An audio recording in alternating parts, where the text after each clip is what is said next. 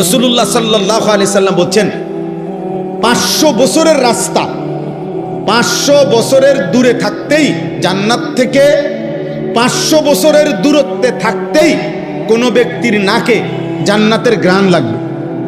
তো কিন্তু আল্লাহর নবী ওয়াদা দিছে বেহায়া নারী বেপর্দা নারী 500 বছরের দূরত্বে থাকেও জান্নাতের এই বেহায়া নারী ঘ্রাণও পাবে না, ঘ্রাণও পাবে। লাম ইয়াজিদনা রিহাল জান্নাহ, জান্নাতের ঘ্রাণও তার নাকে লাগবে। বেপর্দা নারী বেহায়া নারী। এই জন্য কার শাড়ি কে দেখে? একজন মহিলা শাড়ি কিনছে, এটা দেখবে কয়জনের? সর্বোচ্চ 10-20 জন মানুষ। পুরা ইউনিয়নের মানুষ কি আর রং চাইতে হয় বুড়ি আমনের বেডির কাপড়? এক জোড়া জুতা কে দেখে? আর কার জুতা কে দেখে? কার ঠ্যাঙ্গে জুতা নাই? জুতা তো প্রত্যেকের পরনেই আছে।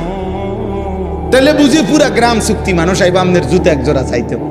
এটা নইলে 10-20 জন মানুষ দেখবে এটুকুর জন্য।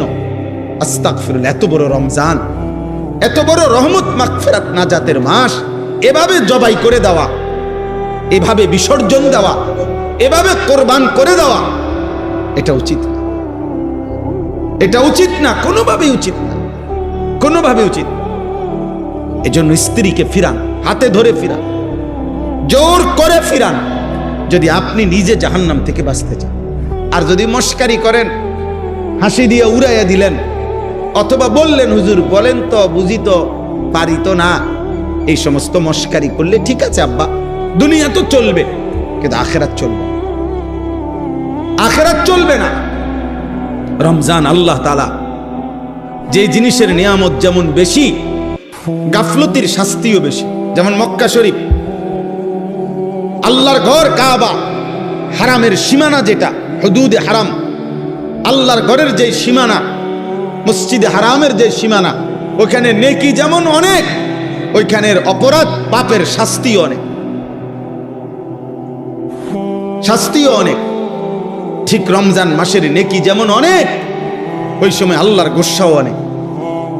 এই জন্য হাদিসের মধ্যে আছে, আল্লাহর নবী সাল্লাল্লাহু আলাইহি সাল্লাম বলছেন, আপনারা বহু শুনছেন ওয়াজে এটা, যে রমজানের শেষ দিন হযরত জিবরাইল আলাইহিস সালাম নবীজির কাছে এসে, নবীজি তখন মিম্বরের মধ্যে উঠতেছিলেন, এই মিম্বরের মধ্যে উঠা অবস্থায় আল্লাহর নবী সাল্লাল্লাহু আলাইহি সাল্লামের কাছে জিবরাইল আসছে আর আয়েশা শুনাইছে, ইয়া রাসূলুল্লাহ, যে ব্যক্তি রমজান পেল